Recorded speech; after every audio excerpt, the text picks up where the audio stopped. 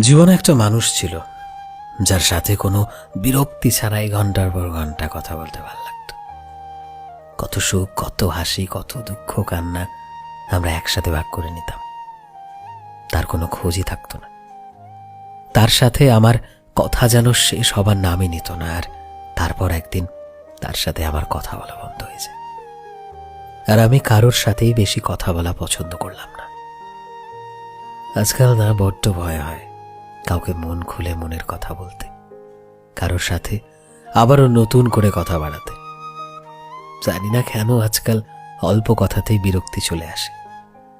আসলে জীবনের সত্যি তো এটাই যে আমরা যে জিনিসটা নিয়ে খুব বেশি আশাপ্রবণ হই সেটাই আমাদের জীবন থেকে সবার আগে চলে যায়।